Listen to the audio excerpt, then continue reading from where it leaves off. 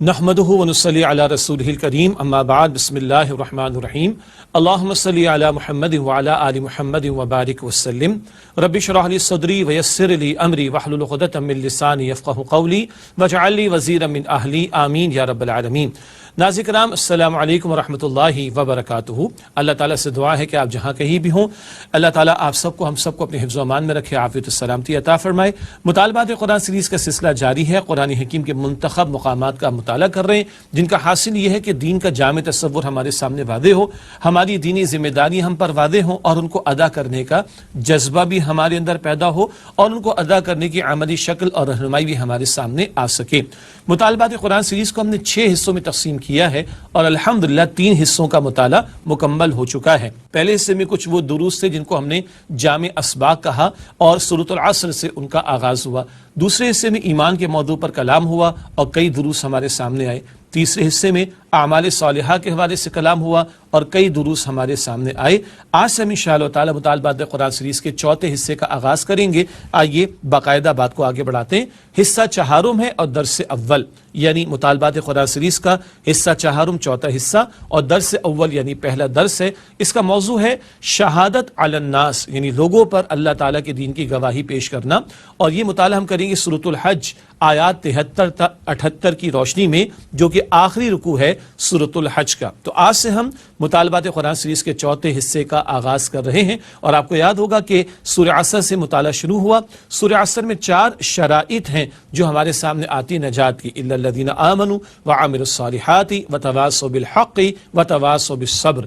تو جامع اسباق کا ذکر آیا تھا پہلے حصے میں، پھر دوسرا حصہ ایمان کے موضوع پر، تیسرا حصہ عمل صالح کے حوالے سے، اب 4تھا حصہ ہے مطالبات قرآن سیریز کا، جو کہ تواصی بالحق یعنی حق کی وصیت کرنے کے اعتبار سے کچھ مقامات قرآنی کا مطالعہ کریں گے۔ آج انشاءاللہ 4تھے حصے کا پہلا درس اس کا ہم آغاز کر رہے ہیں۔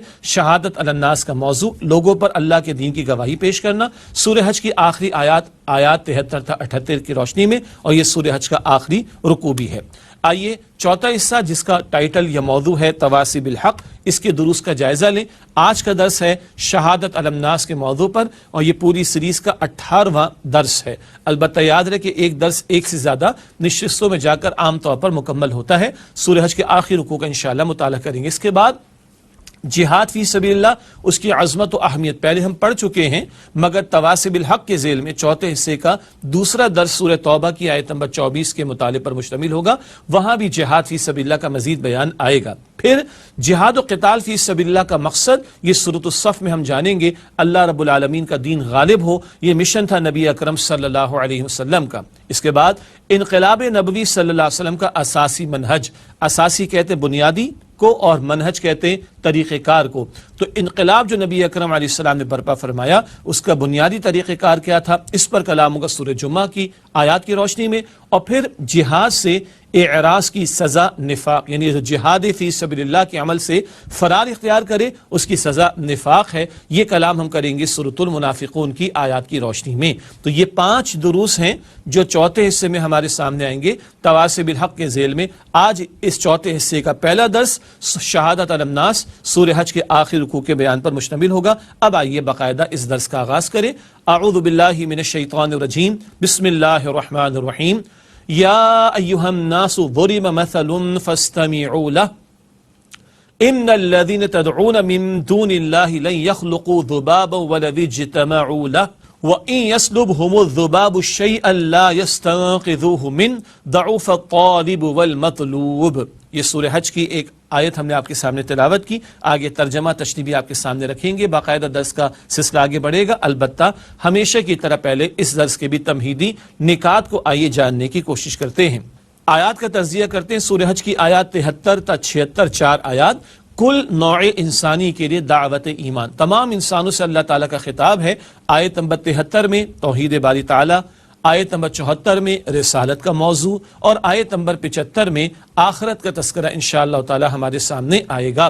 تو یوں آیات 73 تا 76 میں ہمارے تینوں بنیادی عقائد توحید، رسالت اور آخرت کا تذکرہ، اور یہ تمام انسانوں کے لیے ایمان کی دعوت پیش کی جا رہی ہے ان آیات میں۔ اس کے بعد آیات 77 تا 78 اہل ایمان کے لیے دعوت عمل، جو ایمان قبول کر لیں، ایمان کی دعوت پر لبیک کہیں، اب ان کے لیے دعوت عمل ہے، ان سے کیا تقاضے ہیں، یہ بیان آئے گا آیات 77 اور 78 میں انشاءاللہ ہمارے سامنے۔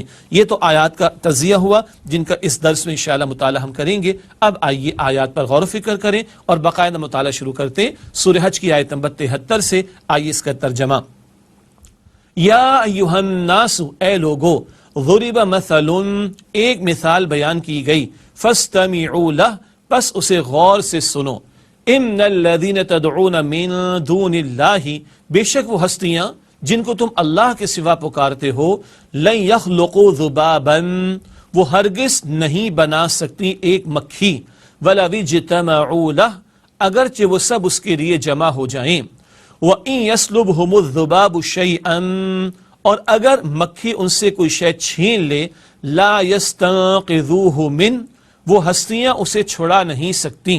ضعف الطالب والمطلوب، لاچار ہے طالب یعنی عابد اور مطلوب یعنی معبود۔ یہ سورہ حج کی آیت نمبر 73۔ آئیے اس کی تشریح کی طرف چلتے ہیں۔ سب سے پہلا نقطہ، جن بتوں یا معبودوں کو اللہ تعالیٰ کے سوا پکارا جاتا ہے ان کی بے بسی کا بیان۔ یہ سورہ حج میں اس مقام پر مکی صورتوں کے مضامین کا تذکرہ آ رہا ہے، شرک کی نفی کا بیان اور توحید کی دعوت پیش کی جا رہی ہے۔ خطاب سارے انسانوں سے ہے، قرآن حکیم کی دعوت یونیورسل ہے، گلوبل ہے، رسول اللہ صلی اللہ علیہ وآلہ وسلم کی رسالت تمام انسانیت کے لیے ہے، تمام عالم کے لیے ہے، اس بات کی طرف بھی اشارہ۔ پہلا نقطہ یہ آیا کہ جنہیں تم اللہ کے سوا پکارتے ہو وہ ایک مکھی بھی پیدا نہیں کر سکتے، تو جن بتوں کو یا معبودوں کو اللہ کے سوا پکارا جاتا ہے ان کی بے بسی کا تذکرہ اس مقام پر آ رہا ہے۔ ذکر ہے مطلوب اگر کمتر ہو تو طالب بھی کمتر ہوتا ہے، یہ بڑا گہرا جملہ ہے اور یہ حکمت قرآنی کا خزانہ۔ البتہ ایک نقطہ میں اور آپ کے سامنے رکھ دوں، یہ جو ذکر آیا یہ ایک مکھی بھی پیدا نہیں کر سکتے، بلکہ مکھی ان کے سامنے سے کچھ اٹھا کر لے جائے تو بیچارے چھڑا بھی نہیں سکتے۔ بتوں ہی کی مثال جن کے سامنے نذرانے وغیرہ یعنی کیا کچھ پیش کیا کرتے تھے مشرکین، یہ نذرانے میں سے مکھی کچھ اچک کر لے جائے تو یہ بت بیچارے، یہ جھوٹے معبود چھڑا بھی نہیں سکتے، اس قدر یہ بودے اور کمزور ہیں۔ آگے قرآن پاک فرماتا ضعف الطالب والمطلوب، یہ طالب ایسا عبادت کرنے والا یہ بھی کمزور، کیسے کمزور کو پکارتا ہے، اور ایسا مطلوب ایسا معبود بھی کمزور کہ جو مکھی پیدا بھی نہیں کر سکتا اور مکھی کو چھین کر لے جائے، اچک کر لے جائے تو چھڑا بھی نہیں سکتا۔ تو طالب یعنی عبادت کرنے والا، مطلوب یعنی جس کی عبادت کی جا رہی جھوٹا معبود، یہ دونوں کمزور ہیں۔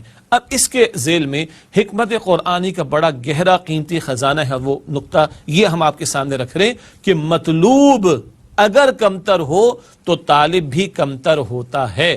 مطلوب اور مقصود آبجیکٹو اگر ہلکا کمتر ہوگا تو ایسے آبجیکٹو رکھنے والا شخص، ایسی طلب رکھنے والا شخص بھی بڑا کمتر ہوگا، کردار کے اعتبار سے گھٹیا کردار ہوگا، بڑا کمتر کردار ہوگا۔ یہ نقطہ ہے جو اب ہم انشاءاللہ قدر وضاحت کے ساتھ سمجھنے کی کوشش کریں گے۔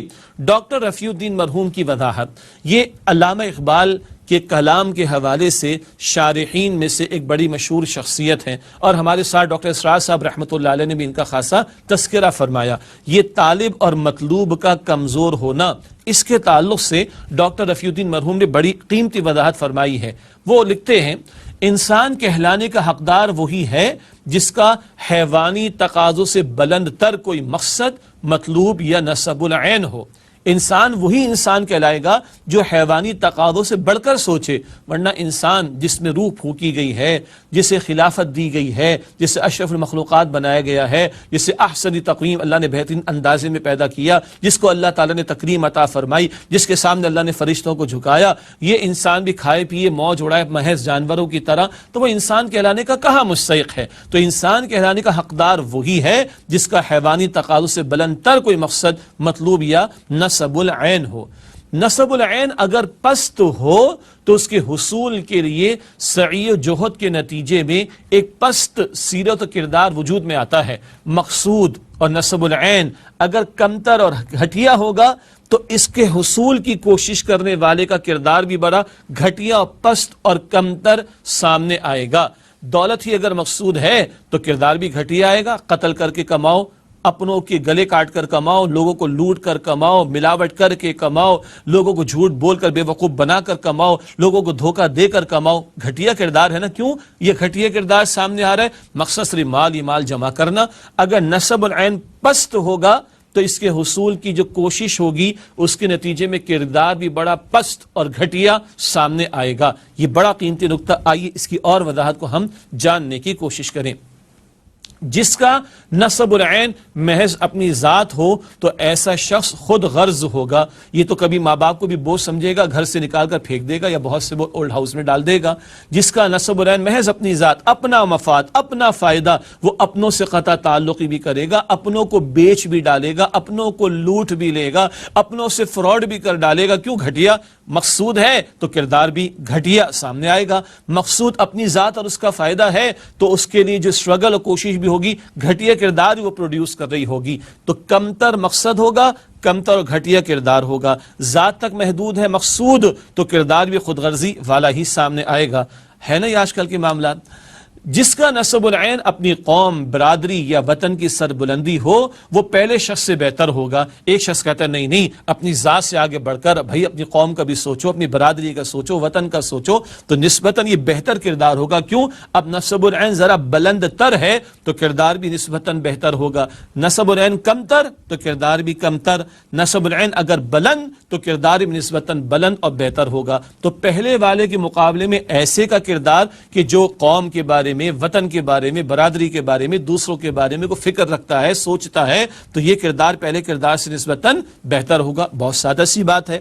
جس کا نسب العین انسان دوستی ہو وہ نسبتاً زیادہ فراخ دل ہوگا۔ نہیں، صرف قوم اور وطن کی بات نہیں، انسانوں کے بارے میں سوچنا ہے تو وطن بھی نہیں، نسل بھی نہیں اور برادری بھی نہیں، اپنی قوم نہیں، سارے انسانوں کے بارے میں وہ ہمدردی اگر رکھتا ہے تو وہ زیادہ فراخ دل ہوگا، زیادہ نفع بخش ہوگا انسانیت کے لیے۔ اب یہ ذرا اور بلند تر بات ہو گئی، انسان دوستی اگر نسب العین ہے تو کردار بھی بڑا اور بہتر سامنے آئے گا اور یہ شخص زیادہ فراخ دل ہوگا دوسروں کے مقابلے میں۔ لیکن اس سے بڑھ کر ایک اور بھی مقصود کا مقام آ سکتا ہے، بلکہ آنا چاہیے اور ہے بھی، اور وہ ہے اللہ سبحانہ وتعالیٰ کو راضی کرنا۔ ذات سے آگے بڑھ کر قوم، برادری، وطن، اور اس سے آگے بڑھ کر انسان دوستی کا رویہ اختیار کرنا، کردار بہتر ہوتا چلا گیا۔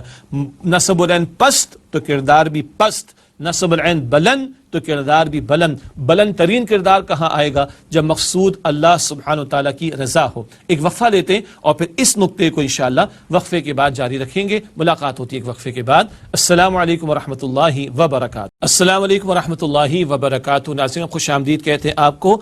مطالبات قرآن سیریز کا سلسلہ جاری، چوتھے حصے کا ہم نے آغاز کیا اور سورہ حج کی آخری آیات 73 تا 78 کا مطالعہ کر رہے ہیں اور انسانیت سے مخاطبت کا جاری ہے سلسلہ، اور بے بسی جھوٹے معبودوں کی بیان کر دی گئی۔ طالب بھی کمزور، مطلوب بھی کمزور۔ اس کے ذیل میں ذرا ایک گہرا نقطہ ہم سمجھ رہے ہیں، مطلوب اگر کمتر ہوگا تو طالب اور شخصیت بھی بڑی گھٹیا اور کردار کے اعتبار سے کمتر سامنے آئے گی۔ مقصود بلند تر، کردار بہتر۔ اب بلند ترین مقصود کیا ہے؟ آئیے اس پر کلام کرتے ہیں۔ سورہ حج کی آیت نمبر 73 کی روشنی میں کلام ہو رہا ہے۔ اعلیٰ ترین نسب العین ہے ذات باری تعالی اور خوشنودی کا حصول، اللہ کو راضی کرنا، اللہ کو خوش کرنا، اللہ کو پا لینا، یہ بلند ترین نسب العین ہے۔ اور جب یہ ہوگا تو کردار بھی بلند ترین ہمارے سامنے آئے گا۔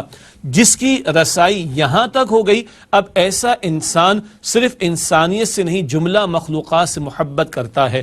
تمام انسان نہیں، ساری مخلوق اللہ کی مخلوق ہے تو یہ بندہ ساری مخلوقات سے محبت کرے گا۔ کون؟ جس کا مقصود اور مطلوب اللہ کی رضا اور اس کی خوشنودی کا حصول ہو، یہ بندہ انسانیت ہی نہیں تمام مخلوقات سے محبت کرے گا۔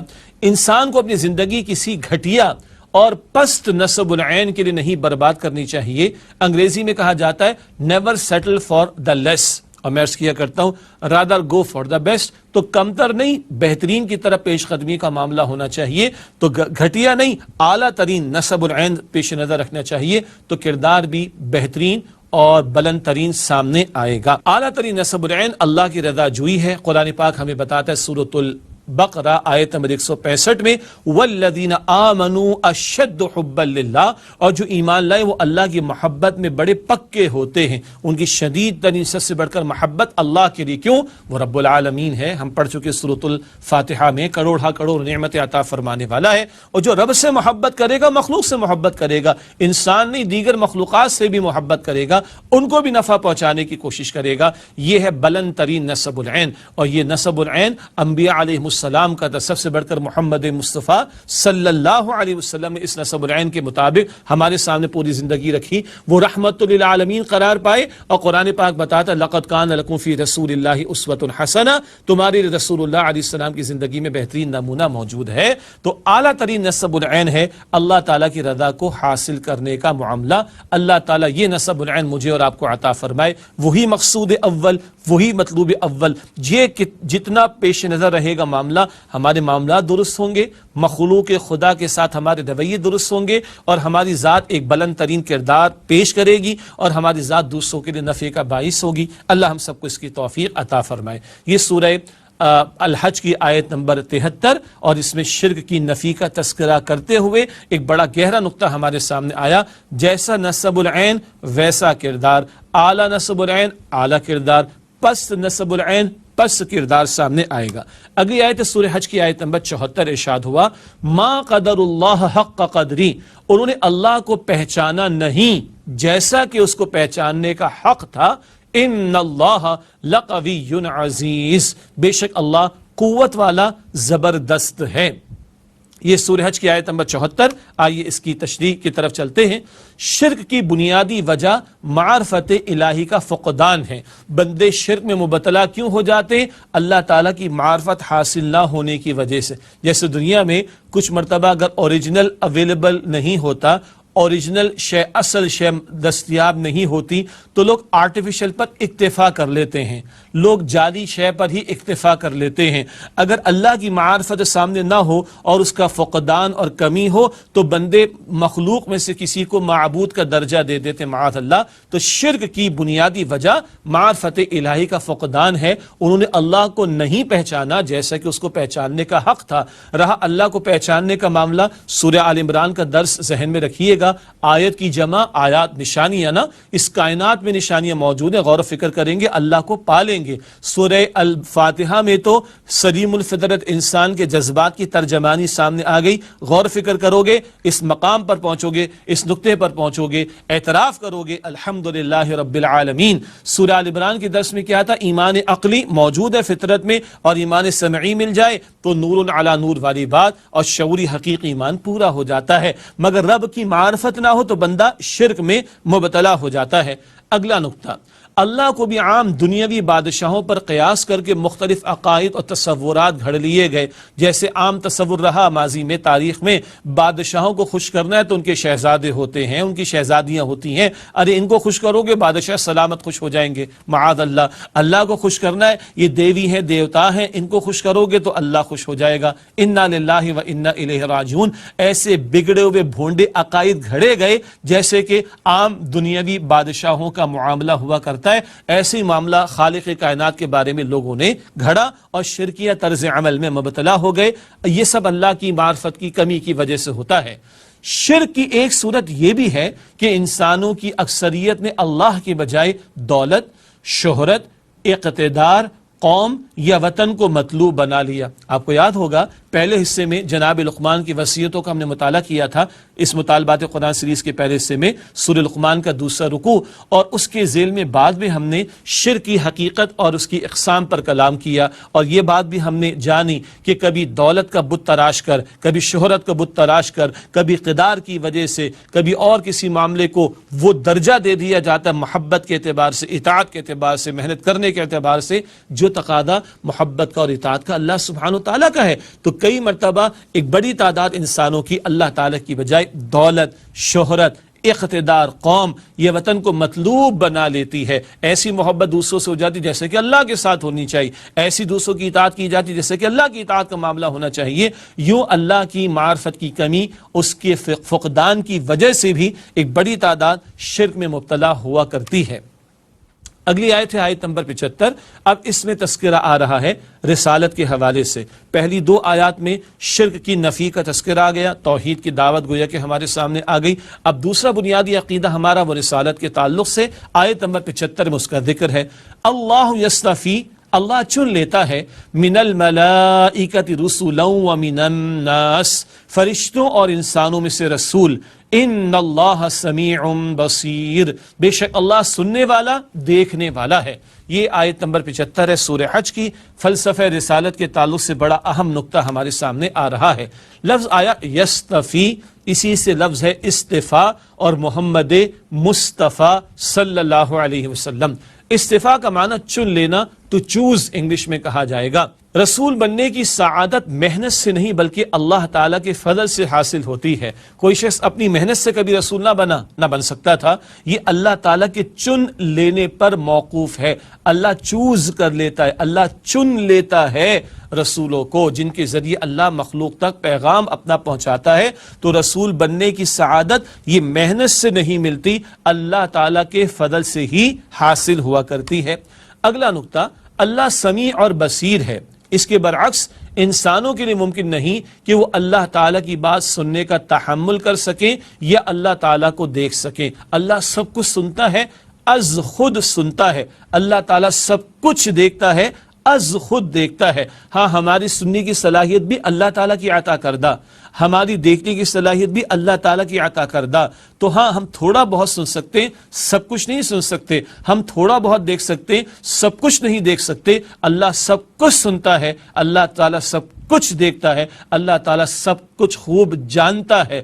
ہاں، اللہ ہماری بات کو سنتا ہے، ہمارے اعمال کو دیکھتا ہے، مگر ہم اللہ کی بات کو سننے کا تحمل نہیں کر سکتے، ہم اللہ تعالیٰ کو دیکھنے کا تحمل نہیں کر سکتے. اس دنیا میں اللہ تعالیٰ کا دیدار ممکن نہیں، آخرت میں ملے گا. اللہ ہم سب کو اپنا دیدار جنت الفردوس میں عطا فرمائے. تو اللہ تعالیٰ سمیع ہے، اللہ تعالیٰ بصیر ہے. اگلا نقطہ، انسانوں تک ہدایت پہنچانے کے لیے اللہ تعالیٰ نے سلسلہ رسالت جاری فرمایا جو 2 کڑیوں پر مشتمل ہے، یعنی رسول ملک اور رسول بشر. ملک کہتے ہیں فرشتے کو، جمع ہے ملائکہ. تو رسول ملک فرشتوں میں سے رسول یعنی پیغام پہنچانے والے، اور رسول بشر انسان کو کہتے ہیں، انسانوں میں سے رسول جنہیں اللہ تعالیٰ نے رسول کے طور پر چنا. تو اللہ تعالیٰ نے، معروف بات ہے، جبریل امین علیہ السلام وہ رسول ملک ہیں، فرشتوں میں سے پیغام پہنچانے والے رسول، پیغام پہنچانے والے. جبریل علیہ السلام رسول ملک وہ فرشتوں میں سے، اور تمام انبیاء علیہ السلام جنہیں اللہ تعالیٰ نے چنا انسانوں میں سے وہ رسول بشر ہیں. قرآن حکیم اللہ تعالیٰ نے جبریل امین علیہ السلام کے ذریعے محمد مصطفیٰ صلی اللہ علیہ وسلم کو عطا فرمایا. تو یہ سلسلہ رسالت کے حوالے سے بڑی اہم چین ہے. اللہ کا کلام جبریل امین کے ذریعے محمد مصطفیٰ علیہ السلام کو عطا ہوا. یہ سلسلہ رسالت کی 2 اہم کڑیاں. اللہ کا پیغام ہم تک پہنچ گیا نا، درمیان میں 2 اہم واسطے کون ہیں، 2 اہم کڑیاں کون؟ جبریل امین علیہ السلام اور محمد مصطفیٰ صلی اللہ علیہ وسلم. تو اللہ فرشتوں میں سے بھی پیغام پہنچانے والے چن لیتے اور انسانوں میں سے بھی. یہ فلسفہ رسالت کا بڑا اہم بیان، اور سلسلہ رسالت کے تعلق سے 2 اہم کڑیوں کا بیان آ گیا، رسول ملک اور رسول بشر کے تعلق سے. یہ آیت نمبر 75 میں فلسفہ رسالت کا تذکرہ ہمارے سامنے آ گیا. یوں توحید کے حوالے سے بھی کلام ہوا، شرک نفی بھی ہو گئی، اور اب فلسفہ رسالت کے تعلق سے بھی اہم کلام آ گیا. اگلی آیت میں بیان آ رہا ہے آخرت کے اعتبار سے. یہ گویا تیسرا بنیادی عقیدہ ہے، اور یہ دعوت سارے انسانوں کو دی جا رہی آیت 73 سے 76 تک. اب آئیے سورہ حج کی آیت نمبر 76. یعلم ما بین ایدیہم وما خلفہم، وہ اللہ جانتا ہے جو ان کے سامنے ہے اور جو ان کے پیچھے ہے. وَإِلَى اللَّهِ تُرْجَعُ الْأُمُورِ، اور سب معاملات اسی کے حضور پیش کیے جائیں گے. یہ سورہ حج کی آیت نمبر 76، اور یہاں آخرت کا تذکرہ آ رہا ہے، بعد ترجمے سے بھی واضح ہو رہی ہے. اللہ تعالیٰ بذات خود جانتا ہے کہ لوگ کیا اعمال آگے بھیج رہے ہیں اور اپنے اعمال کے کون سے اثرات پیچھے چھوڑ رہے ہیں. آج جو عمل کر رہے ہیں وہ بھی اللہ کے علم ہے، اور اعمال کے اثرات بھی تو پیچھے چھوڑیں. قابیل نے حابیل کو قتل کیا، ایک بری بات کو جاری کیا، پیچھے جتنے ناحق قتل ہوں گے اس کے کھاتے میں جائیں گے، ایک حصہ اس کے کھاتے میں بھی جائے گا۔ خیر کے عمل کو جاری کیا، پیچھے لوگ خیر کا عمل کریں گے، اجر ملے گا، صدقہ جاریہ کا اجر ملے گا، گناہ جاریہ کا بھی وبال آئے گا۔ تو لوگ اعمال آگے بھیج کیا رہے ہیں وہ بھی اللہ جانتا ہے، اور اعمال کے اثرات پیچھے کیا چھوڑے جا رہے ہیں اللہ تعالیٰ وہ بھی جانتا ہے۔ یا ان کی ترجیحات میں آخرت کی تیاری مقدم ہے یا مؤخر۔ مقدم کا مطلب آگے رکھنا، مؤخر کا مطلب پیچھے رکھنا۔ کس کو ترجیح دے رہے ہیں، کس کو نیچے رکھ رہے ہیں، کس کو اوپر کس کو نیچے، آخرت کو اوپر رکھ رہے ہیں یا دنیا کو اوپر رکھ رہے ہیں، دنیا کو نیچے رکھ رہے ہیں یا آخرت کو نیچے رکھ رہے ہیں۔ یہ تقدیم و تاخیر، مقدم یا مؤخر، کون دنیا کو ترجیح دے رہا ہے، کون آخرت کو ترجیح دے رہا ہے، سب کچھ اللہ سبحانہ وتعالیٰ کے علم میں ہے۔ اور اس ضمن میں آخری بات، روز قیامت فیصلہ کن اختیار صرف اللہ تعالیٰ ہی کو ہوگا۔ سارے معاملات بالآخر اللہ سبحانہ وتعالیٰ کے سامنے پیش کیے جائیں گے۔ دنیا عمل کا موقع، اور سورہ فاتحہ میں ہم پڑھتے ہیں مالک یوم الدین، اللہ تعالیٰ بدلے کے دن کا مالک ہے۔ کل سارے معاملات اللہ تعالیٰ کے سامنے پیش ہونے، یہ آخرت کا تذکرہ بھی آ گیا۔ اللہم حاسبنا حسابا یسیرا، اے اللہ ہم سب کے حساب کو آسان فرما۔ یہ 4 آیات میں دعوت ایمان آ گئی سارے انسانوں کے لیے، توحید، رسالت اور آخرت کا ذکر آ گیا۔ اگلی 2 آیات میں دعوت عمل ہے، اور ایمان والے جو ایمان لا چکے ان سے مخاطبت ہے۔ یہ ذکر آپ کے سامنے رکھیں گے ایک وقفے کے بعد، انشاءاللہ ملاقات ہوتی ہے اس وقفے کے بعد آپ سے۔ السلام علیکم ورحمۃ اللہ وبرکاتہ۔ السلام علیکم ورحمۃ اللہ وبرکاتہ۔ ناظرین خوش آمدید کہتے ہیں آپ کو۔ مطالبات قرآن سیریز کا سلسلہ جاری ہے، اور سورہ حج کے آخر رکوع کی آیات کا مطالعہ کر رہے ہیں، اور یہ 4تھے حصے کا پہلا درس ہے۔ پچھلی 4 آیات میں آیت نمبر 73 سے 76 میں توحید، رسالت اور آخرت کا تذکرہ آ گیا، ایمان کی دعوت پیش کر دی گئی۔ اب آیت نمبر 77 سے سلسلہ آگے بڑھا رہے ہیں۔ جن لوگوں نے ایمان کی دعوت قبول کر لی، اب ان ایمان والوں سے اللہ تعالیٰ کا خطاب بھی ہے، اور دین کے تقاضے ان کے سامنے رکھے جا رہے ہیں۔ سورہ حج کی آیت نمبر 77 سے مطالعہ آگے بڑھا رہے ہیں۔ اعوذ باللہ من الشیطان الرجیم، بسم اللہ الرحمن الرحیم۔ یا ایھا الذین آمنوا، اے وہ لوگوں جو ایمان لائے ہو، ارکعوا واسجدوا، رکوع کرو اور سجدہ کرو، وعبدوا ربکم، اور اپنے رب کی عبادت کرو، وافعلوا الخیر، اور بھلائی کے کام کرو، لعلکم تفلحون، تاکہ تم فلاح پاؤ۔ یہ سورہ حج کی آیت نمبر 77 ہے۔ ایک ضمنی نقطہ لیکن اہم نقطہ یہ بھی ہے کہ اس مقام پر امام شافعی رحمۃ اللہ علیہ کے نزدیک سجدہ کرنا واجب ہے، امام ابو حنیفہ رحمۃ اللہ علیہ کے نزدیک واجب نہیں ہے۔ تفاسیر کا مطالعہ کریں گے تو دونوں بزرگوں نے جو دلائل پیش کیے وہ آپ کے سامنے آ جائیں گے۔ تو اس مقام پر لکھا ہوتا ہے ہمارے مصحف میں السجدہ عند امام شافعی، امام شافعی رحمۃ اللہ علیہ کے نزدیک یہاں سجدہ واجب ہے، امام ابو حنیفہ رحمۃ اللہ علیہ کے نزدیک واجب نہیں ہے۔ اب آئیے اس آیت کے ترجمے کے بعد تشریح کی طرف چلتے ہیں۔ آیت نمبر 77 اور 78 میں بڑی جامعیت اور حکیمانہ تدریج کے ساتھ اہل ایمان کو عمل کی دعوت، اب جو ایمان لے آئے ان کو دعوت عمل پیش کی جا رہی ہے آیت 77 اور 78 میں، اور ایک بڑی جامع انداز میں بات آ رہی ہے، اور حکیمانہ تدریج کے ساتھ تقاضے سامنے لائے جا رہے ہیں۔ سورۃ العصر میں بیان شدہ شرائط نجات کا بیان، یہ بڑا مربوط نصاب ہے، یہ مطالبات قرآن سیریز جس کو ہمارے استاد ڈاکٹر اسرار صاحب رحمۃ اللہ علیہ نے منتخب نصاب، قرآن پاک کا منتخب نصاب کا عنوان دیا، یہ بڑا مربوط نصاب ہے۔ دیکھیے اب کیا بات آ رہی ہے، سورۃ العصر میں بیان شدہ شرائط نجات کا بیان۔ سورۃ العصر میں شرائط کا بیان کتنا تھا؟ 4، ایمان، عمل صالح، تواصی بالحق، تواصی بالصبر۔ آئیے دیکھتے ہیں یہاں کس انداز سے یہ باتیں آئیں گی۔ نمبر 1، ایمان کا تذکرہ، یا ایھا الذین آمنوا کے خطاب میں، جیسے کہ آیت 77 کے آغاز میں الفاظ آئے۔ عمل صالح کی وضاحت، رکوع کرو، سجدہ کرو، اور اپنے رب کی عبادت کرو اور خیر کے کام کرو کے الفاظ سے کی گئی۔ اعمال صالحہ کا بیان بھی ہے۔ تواصی بالحق اور تواصی بالصبر کے لیے جہاد کی اصطلاح ہے، جہاد پر تفصیلی کلام ہم پہلے بھی کر چکے، اور آیت نمبر 78 میں بھی مختصر بیان آئے گا انشاءاللہ۔ تو تواصی بالحق اور تواصی بالصبر کے لیے بڑی جامع اصطلاح آئی ہے جہاد کی۔ ایک اور اہم بات، سورۃ العصر میں خسارے سے بچنے کا ذکر تھا، جبکہ یہاں کامیابی کی نوید ہے، سبحان اللہ۔ وہاں تھا ان الانسان لفی خسر الا الذین آمنوا، خسارے سے بچنے کا ذکر۔ یہاں فلاح لعلکم تفلحون، تاکہ تم فلاح پاؤ، تو یہاں کامیابی کی نوید سنائی گئی۔ بڑے مربوط مضامین ہیں جو ان مقامات پر ہمارے سامنے الحمدللہ آ رہے ہیں۔ اب بات کو آگے بڑھاتے ہیں، اور آیت نمبر 77 کے حوالے سے 3 تقاضے جو ہمارے سامنے آ رہے ہیں ان پر کلام کرتے ہیں۔ آیت نمبر 77 میں دین کے 3 عملی تقاضے بیان کیے گئے۔ 3 تقاضے کون کون سے؟ نمبر 1، ارکان اسلام کی ادائیگی، ابھی آگے وضاحت آ رہی ہے انشاءاللہ۔ نمبر 2، عبادت رب 24 گھنٹے اللہ کی عبادت کرنا، یہ بات پہلے سورہ فاتحہ میں بھی ہمارے سامنے آئی تھی الحمدللہ۔ اور نمبر 3 افعال خیر، بھلائی کے کام کرنا، مخلوق خدا کے کام آنا اینڈ سو آن۔ تو یہ 3 عملی تقاضے آیت نمبر 77 میں آ رہے ہیں۔ آیت نمبر 78 کا مطالعہ بعد میں ہوگا، اس میں بھی ایک بڑا اہم تقاضا آئے گا بعد میں انشاءاللہ۔ اس آیت کریمہ آیت 77 میں 3 تقاضے، ارکان اسلام کی ادائیگی، عبادت رب اور افعال خیر کا بیان۔ اب آئیے ان تینوں پر مختصر کلام کریں۔ ارکان اسلام کی ادائیگی کا تذکرہ۔ اس آیت میں رکوع کرو سجدہ کرو سے مراد نماز ادا کرو۔ کیسے بھلا؟ قرآن حکیم میں اکثر ارکان نماز کا ذکر کر کے نماز مراد لی جاتی ہے۔ نماز کے ارکان، نماز میں قیام بھی ہے، رکوع بھی ہے، سجدہ بھی ہے، کوئی 1 یا 2 ذکر کر کے نماز مراد لی جاتی۔ مثلا سورۃ المزمل کی آیت نمبر 2، قم اللیل الا قلیلا، رات کو قیام کیجئے مگر تھوڑی رات، یہ تفصیل آتی سورہ مزمل میں 29 پارے میں۔ اب قم، قیام سے مراد نماز ادا کرنا، تو قیام کا لفظ قم میں موجود ہے، یہ ذکر کر کے نماز مراد لی جا رہی ہے۔ تو جو آیت کریمہ ابھی ہم سمجھ رہے ہیں، یہاں الفاظ آئے ارکعوا واسجدوا، رکوع کرو سجدہ کرو، تو رکوع سجدہ کرنے سے مراد کیا ہے؟ نماز کا ادا کرنا۔ اب اگلی بات، پھر نماز تمام ارکان اسلام کی نمائندہ ہے، گویا نماز سے مراد ہے کہ تمام ارکان اسلام ادا کرو۔ یہی وجہ ہے کہ اگلی آیت میں نماز کے ساتھ زکوٰۃ کا بھی ذکر ہے، اگلی آیت ہم بعد میں پڑھیں گے انشاءاللہ۔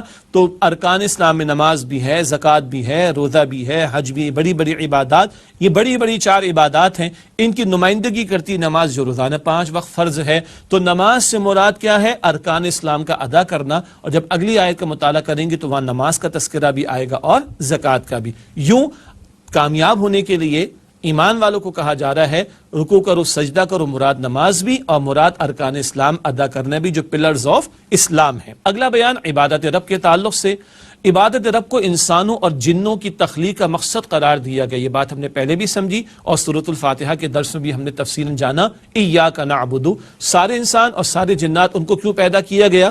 سورہ ذاریات کی آیت نمبر 56 ہے، وما خلقت الجن والانس الا لیعبدون۔ اللہ تعالیٰ فرما رہا ہے میں نے جنوں اور انسانوں کو نہیں بنایا مگر اس لیے کہ وہ میری عبادت کرے۔ تو سارے انسانوں اور جنات کی تخلیق کا مقصد کیا ہے؟ عبادت کرنا۔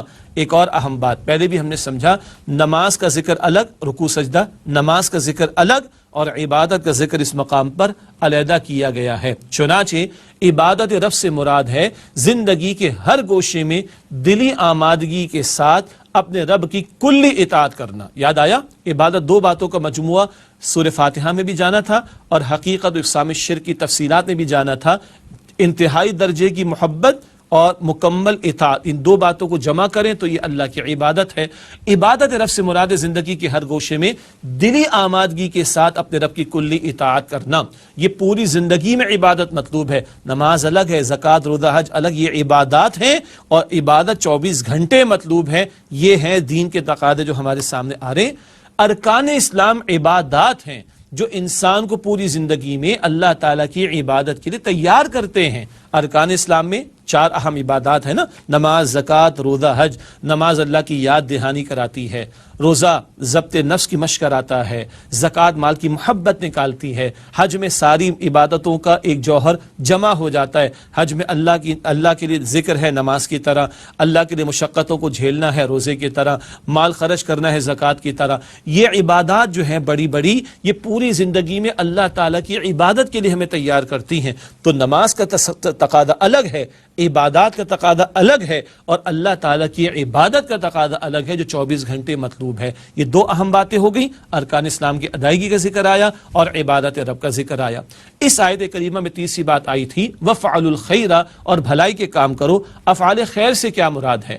حقوق العباد کا تقاضا بیان کیا جا رہا ہے کہ انسانیت کی خدمت کے لیے بھلائی کے کام کرو۔ اللہ کا دین اللہ کے حقوق بھی بتاتا ہے، مخلوق کے حقوق بھی بتاتا ہے۔ اللہ تعالیٰ کو بھی راضی کرنا ہے تو اللہ تعالیٰ کی مخلوق کے ساتھ بھی بھلا کام کرنا ہوگا۔ چنانچہ طبرانی شریف میں رسول اللہ صلی اللہ علیہ وسلم کی مبارک حدیث ہے، خیر الناس انفعهم للناس، لوگوں میں سے بہترین وہ ہے جو لوگوں کو سب سے زیادہ نفع پہنچائے۔ یہ اللہ کے رسول فرما رہے صلی اللہ علیہ وسلم، خدمت خلق ہیں، سروس ٹو دا ہیومینٹی کہیں، مخلوق خدا کے کام آنا کہیں، بندوں کے حقوق ادا کرنا کہیں، یہ بھی ہمارے دین نے تعلیم عطا فرمائی ہے۔ تو مخلوق خدا کے کام آنا، ان کے ساتھ بھلائی کا معاملہ کرنا، یہ بھی اللہ تعالیٰ کو مطلوب ہے۔ البتہ مخلوق کے کام آنا اور خدمت خلق کرنا، اس کے دو اہم پہلوؤں کو جاننا ضروری ہے۔ خیر اور بھلائی کے کاموں کے دو درجے، پہلا درجہ دنیاوی خدمت خلق، دنیا کی جو حاجات ان کو پورا کرنا، اس میں کسی کی ہیلپ کرنا، مدد کرنا اچھا کام ہے، یعنی بھوکوں کو کھانا کھلانا، ضرورت مندوں کا تن ڈھانپنا، جسم ڈھانپنے کے لیے لباس فراہم کرنا، بیماروں کی عیادت کرنا وغیرہ۔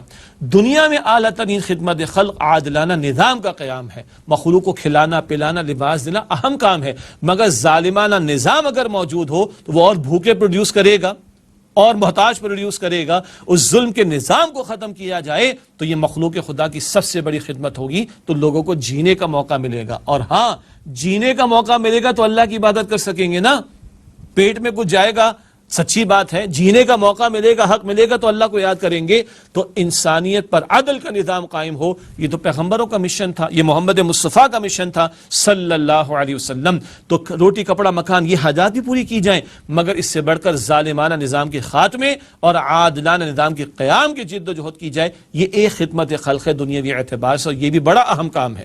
لیکن دنیا عارضی ہے، مرنا ہے سب نے، آخرت ہمیشہ کی زندگی ہے۔ اگر پیٹ کی آگ بجھ گئی بہت اچھی بات ہے، بھوک لگی تھی کھانا کھلا دیا، مگر یہ بندہ کا جہنم کی آگ کا نوالا بن رہا ہے تو یہ پائیدار خدمت خلق نہیں ہوگی۔ چنانچہ دوسرا درجہ خدمت خلق کا اور اہم ترین درجہ کیا ہے؟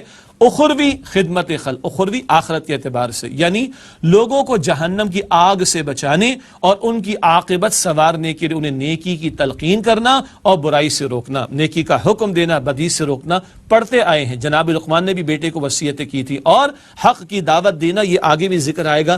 شہادت علی الناس کا موضوع اگلی آیت میں، لوگوں پر اللہ کے دین کی گواہی پیش کرنا، لوگوں کو جہنم سے بچانے کے لیے ان کو اللہ کی طرف متوجہ کرنا، خیر کی طرف بڑھانے کی کوشش کرنا، شر سے بچانے کی کوشش کرنا، یہ پائیدار ترین خدمت خلق ہے۔ یہ تمام انبیاء اور رسول علیہم السلام کا مشترکہ مشن تھا۔ تو خدمت خلق دونوں اعتبارات سے، دنیاوی خدمت خلق بھی لازم اور اس سے بڑھ کر اخروی خدمت خلق لازم ہے، جو تمام انبیاء علیہم السلام کا مشترکہ مشن۔ یہ ہے آیت نمبر 77 سورہ حج کی، جس میں ہمارے سامنے تین تقاضے آئے۔ فلاح اخروی کے لیے محنت اور عمل درکار ہے، جس کے حوالے سے تین تقاضے اس آیت میں بیان ہوئے اور ایک اگلی آیت میں آ رہا ہے۔ وہ تین تقاضے کیا بیان ہوئے فلاح پانے کے لیے؟ ارکان اسلام کی ادائیگی، عبادت رب اور افعال خیر کو انجام دینا، دنیاوی خدمت خلق بھی اور اخروی خدمت خلق کی بھی کوشش کرنا۔ یہ تو ہیں تین تقاضے آیت نمبر 77 میں۔ اگلی آیت، آیت نمبر 78 قدر تفصیل طلب ہے، اور اس میں شہادت علی الناس کے فریضے کا بیان آئے گا، جہاد فی سبیل اللہ کا بیان آئے گا، مستقل اسٹرگل اور محنت کا بیان آئے گا، اللہ کو تھامنے کا بیان آئے گا۔ یہ سارے مباحث قدر تفصیل طلب ہیں جو اگلی آیت میں آ رہے، جس کا مطالعہ انشاءاللہ تعالی ہم کریں گے آئندہ کی نشست میں، اور ایک ہی آیت پر اگلے درس میں کلام ہوگا۔ اللہ تعالی ہمیں سچا پکا ایمان اور اس ایمان کے تقاضے جو ہمارے سامنے آ رہے ہیں ان پر اخلاص کے ساتھ عمل کرنے کی توفیق عطا فرمائے۔ ناظرین کرام، اسی کے ساتھ چاہیں گے اجازت، اور انشاءاللہ اگلے نشست میں سورہ حج کی آیت نمبر 78 کا مطالعہ آپ کے سامنے رکھیں گے۔ اجازت چاہیں گے، وآخر دعوانا ان الحمدللہ رب العالمین، والسلام علیکم ورحمۃ اللہ وبرکاتہ۔